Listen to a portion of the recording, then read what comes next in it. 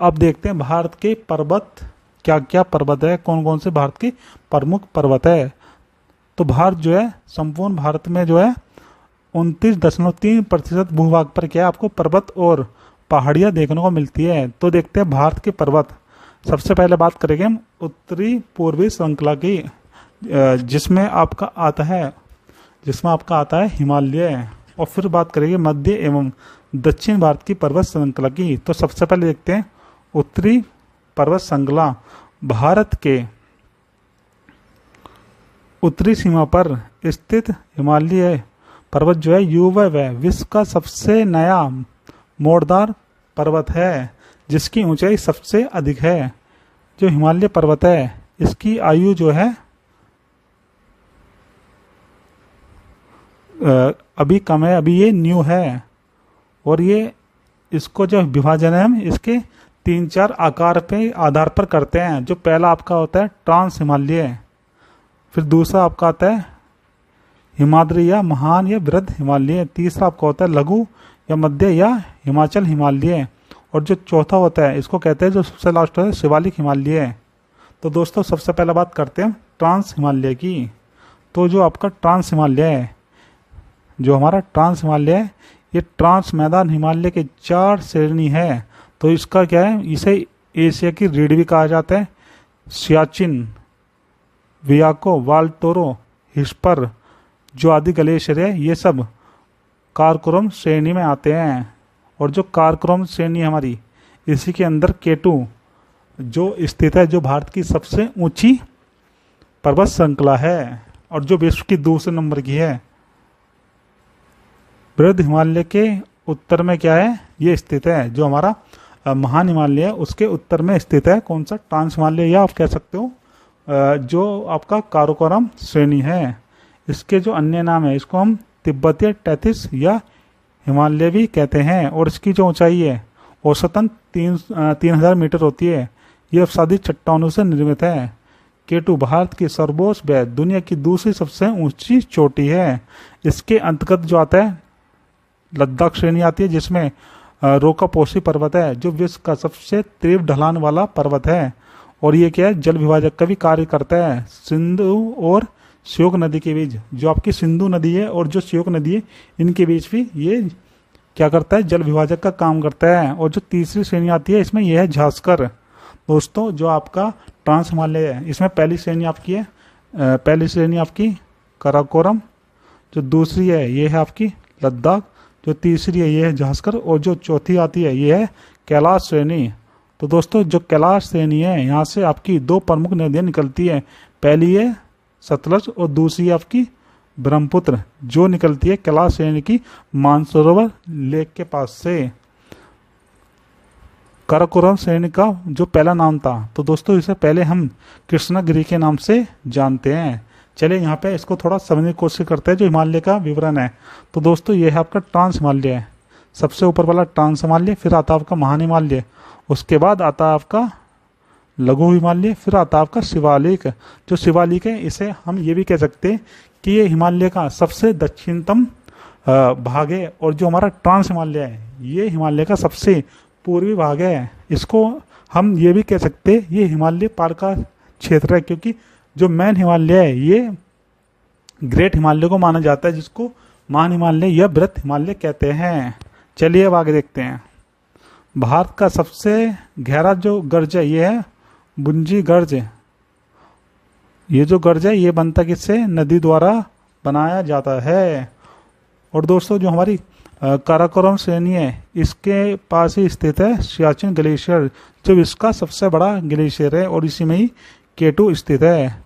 जो हमारी लद्दाख श्रेणी है, इसके अंतर्गत ही राकापोशी पर्वत आता है, जो विश्व का सबसे ज़्यादा ढलान वाला पर्वत है। फिर इसके पास ही श्योक नदी है, लद्दाख के पास ही श्योक नदी है। फिर आता है आपका झांसकर श्रेणी, और सबसे नीचे आता है आपका कैलाश श्रेणी।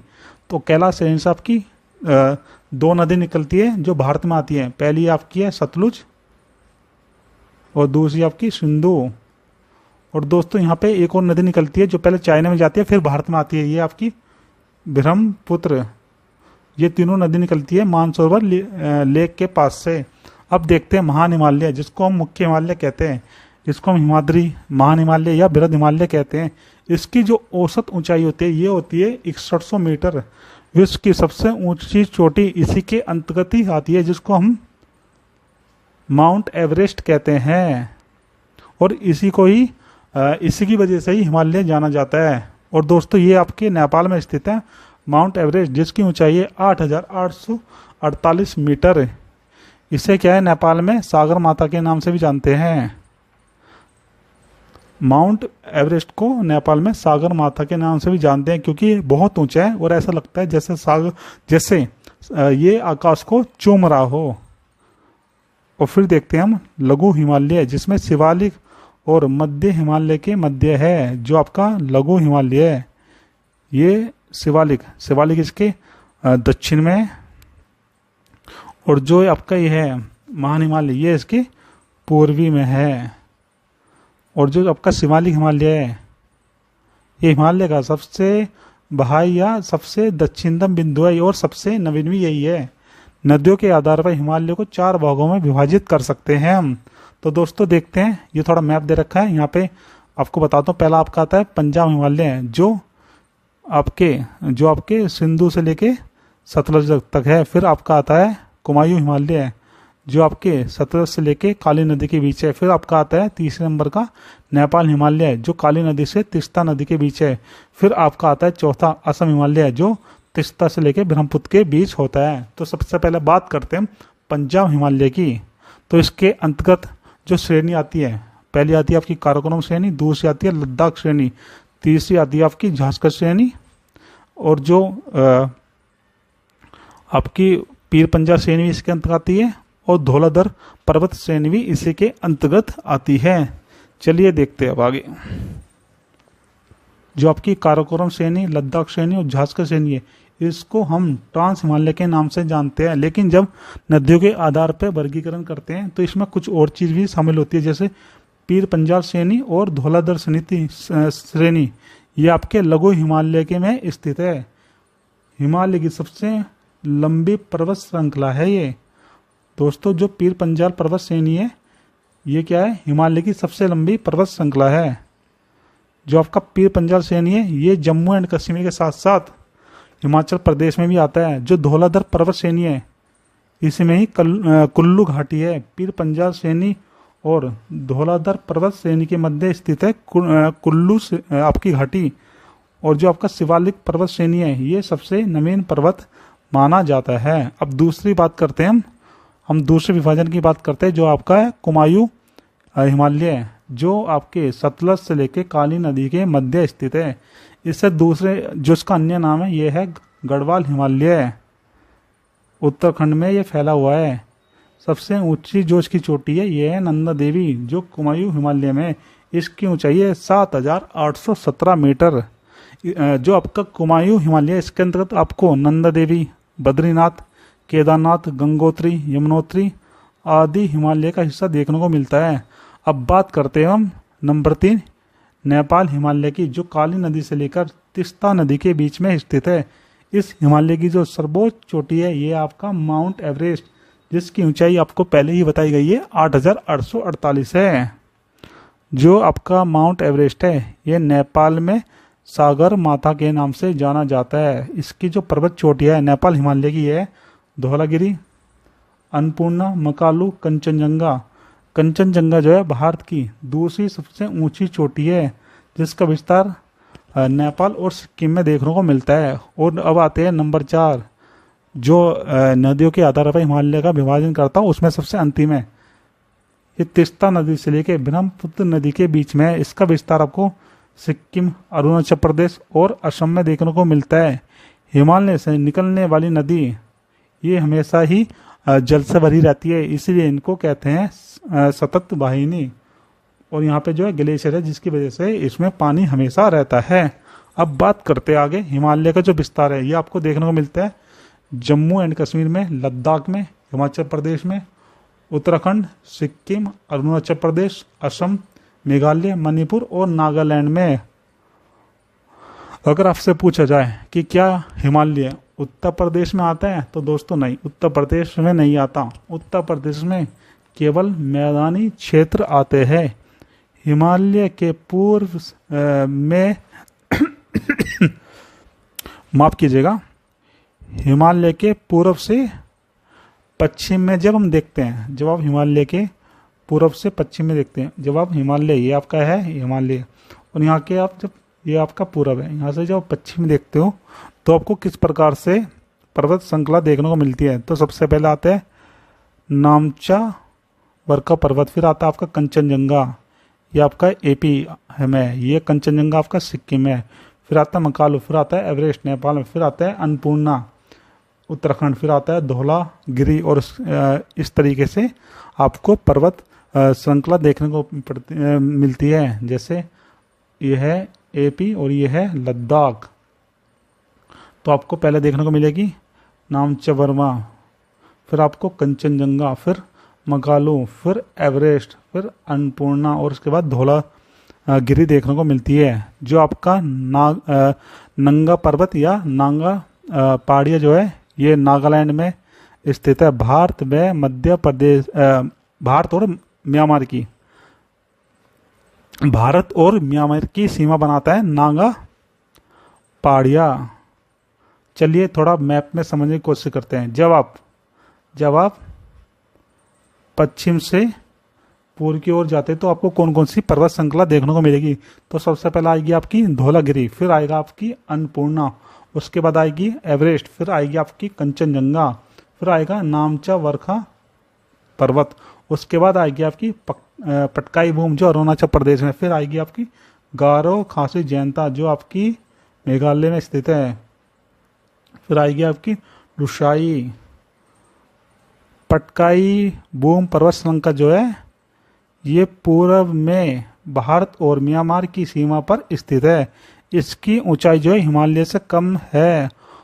अब देखते हैं विस्तार। असम, नागालैंड, मणिपुर, मेघालय और मिजोरम में किसका विस्तार है? तो दोस्तों ये है पटकाई पर्वत श्रृंखला का। पटकाई पर्वत श्रृंखला के 3 भाग है। एक आपका पटकाई बूम, दूसरा है गारो खासी जयंता श्रृंखला जो आपको मेघालय में देखने को मिलती है, और तीसरी आपकी लुसाई पहाड़ियाँ।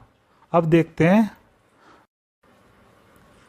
मध्य और दक्षिण भारत की पर्वत श्रेणियां। तो दोस्तों इसमें पढ़ेंगे हम राजस्थान की अरावली पर्वत श्रेणियां, मध्य भारत की विंध्याचल, कैमूर और पारसनाथ की पर्वत श्रेणियां, राजस्थान की मांडव पर्वत श्रेणियां, सतपुड़ा, महादेव मैकाल, महाराष्ट्र की अजंता, हरिश्चंद्र, अन्नामलाई, जाब्दी, नीलगिरी केरल की, अन्नामलाई और कार्डमम की पहाड़ी जो आपकी चेन्नई में आएगी, लक्षद्वीप में नारचो। तो दोस्तों ये सब चीज़ें अब हम जानने की कोशिश करेंगे कौन सी कहाँ पर स्थित है। तो सबसे पहला बात करते हैं हम अरावली पर्वत श्रृंखला की या श्रेणी की, जो इसका विस्तार है गुजरात, राजस्थान और हरियाणा में है। और दोस्तों इसका थोड़ा सा विस्तार दिल्ली में था। दिल्ली में ये मजनू के टीले एक जगह है, वहां तक थी। विश्व की सबसे प्राचीन पर्वत श्रृंखलाओं में से एक है जिसकी आयु 570 बिलियन वर्ष बताई जाती है। इसकी सबसे ऊंची जो पर्वत चोटी है इसका नाम है गुरु शिखर जो राजस्थान के माउंट आबू पर स्थित है। इसकी ऊंचाई है 1722 मीटर। दोस्तों ये प्राचीन मोड़दार पर्वत है। आगे देखते हैं, माफ कीजिएगा ये थोड़ा मैंने इसका बता दिया विंध्याचल पर्वत का। अब देखते हैं हम विंध्याचल पर्वत की। तो ये प्राचीन मोड़दार पर्वत है। ये आपको गुजरात, मध्य प्रदेश, उत्तर प्रदेश और झारखंड में देखने को मिलता है। एमपी और उत्तर प्रदेश में फैले इसके कुछ भाग को बाहर से इनकी पहाड़ी कहते हैं। एमपी और उत्तर प्रदेश की सीमा में फैले इसके कुछ भाग को कैमूर श्रृंखला कहते हैं। झारखंड में विंध्याचल के कुछ हिस्से को पारसनाथ की क्या कहते हैं दोस्तों, पहाड़ी कहते हैं, जो छोटा नागपुर पठार की सबसे ऊंची चोटी है जिसकी ऊंचाई है 65 मीटर जैन मंदिर के लिए यह जानी जाती है। अब आगे बात करते हैं हम सतपुड़ा पर्वत श्रृंखला की। ये दक्कन के पठार का एक भाग है जिसको हम 3 भागों में बांट सकते हैं। जो पश्चिम में इसको कहते हैं राजपीपला की पहाड़ी, और जो छत्तीसगढ़ में है इसको कहते हैं मैकाल पर्वत, और जो मध्य प्रदेश में इसको कहते हैं महादेव पहाड़ी। दोस्तों जो हमारी सतपुड़ा पर्वत श्रृंखला है, इसकी सबसे ऊंची जो चोटी है ये है धूपगढ़, जिसकी ऊंचाई है 1350 मीटर। महादेव पहाड़ी का ये हिस्सा है। अगर आपसे पूछा जाए जो धूपगढ़ है ये किसका हिस्सा है, तो ये महादेव पहाड़ी का हिस्सा है। इस श्रेणी के उत्तरी भाग में नर्मदा नदी और दक्षिणी भाग में ताप्ती नदी निकलती है। अब बात करते हैं अजंता पर्वत श्रेणी की। ये महाराष्ट्र में स्थित है। इस श्रेणी के जो स्थित है गुफाएं वो गुप्त काल की है। चित्रकला के लिए ये विश्व प्रसिद्ध है। तो दोस्तों जो अजंता पर्वत श्रेणी है ये महाराष्ट्र में, और यहाँ पे क्या है बहुत सारी गुफाएं बनाई गई थी जो गुप्त काल में बनाई गई थी, और यहाँ पे क्या है चित्रकारी की गई थी जो विश्व प्रसिद्ध है। सतमाला पहाड़ी, हरिश्चंद्र पर्वत श्रृंखला, ये दोनों जो है आपके महाराष्ट्र में स्थित है। बालाघाट पर्वत श्रृंखला ये महाराष्ट्र और कर्नाटक में स्थित है। गोदावरी नदी व भीमा नदी के बीच क्या है जल विभाजक का कार्य करती है। दोस्तों जो आपकी गोदावरी नदी है और दूसरी है भीमा नदी, इनके बीच में जो बालाघाट पर्वत श्रृंखला है ये जल विभाजक का कार्य करता है। पश्चिमी तट पर स्थित पर्वत जो श्रृंखला है इसको हम कहते हैं पश्चिमी घाट या सह्याद्री पर्वत। पूर्वी तट पर स्थित जो पर्वत श्रृंखला है इसको कहते हैं पूर्वी घाट। इसकी सबसे ऊंची जो चोटी है इसको कहते हैं महेंद्रगिरी पर्वत। पूर्वी तट की पहाड़ी, सबसे पहले बात करते हैं अन्नामलाई की। आंध्र प्रदेश में कृष्णा नदी के दक्षिण में स्थित है। उत्तर से दक्षिण की ओर फैली हुई है। जावदी या जावेद्री, इसको जावेद्री भी कहते हैं, जावेद्री की पहाड़ी ये आपके तमिलनाडु राज्य के उत्तर में स्थित है। नीलगिरी पहाड़ी पूर्वी घाट व पश्चिम घाट के मिलन स्थान पर स्थित है जो केरल, तमिलनाडु और कर्नाटक राज्य में आती है। इसका अन्य नाम है, इसको हम पहाड़ियों की रानी भी कहते हैं। इसकी सर्वोच्च जो चोटी है ये है आपकी डोडो बेटा, जिसकी ऊंचाई है 2637 मीटर। दक्षिण भारत की दूसरी सबसे ऊंची चोटी है आपकी डोडो बेटा, और यहाँ पे डोडा जनजाति निवास करती है। अब बात करते हैं अन्नामलाई पहाड़ी की। केरल व तमिलनाडु की सीमा पर यह स्थित है। इसकी सबसे ऊंची जो चोटी है ये है अन्नामुडी, जिसकी ऊंचाई है 2695 मीटर। प्रायद्वीपीय भारत या दक्षिण भारत की सबसे ऊंची जो चोटी है यह है अन्नामुडी, और दूसरे नंबर की जो है ये है डोडो बेटा। कार्डमम की पहाड़ी जो है ये केरल तमिलनाडु में स्थित है, दोनों की सीमा पर स्थित है कार्डमम की पहाड़ी। ये भारत की अंतिम पहाड़ी है, सबसे दक्षिण भाग में स्थित है। इसे हम इलायची की पहाड़ी के नाम से भी जानते हैं क्योंकि यहाँ पर इलायची की खेती विश्व विख्यात है। मांडव पहाड़ी ये काठियावाड़ और गुजरात के बीच स्थित है। सेवराई की पहाड़ी जो है तमिलनाडु में स्थित है। नामचा वरबा पर्वत अरुणाचल प्रदेश व तिब्बत बॉर्डर पर स्थित है। हिमालय की सबसे पूर्वी चोटी है। अंडमान निकोबार की सबसे ऊंची जो चोटी है इसका नाम है सैंडल पीक।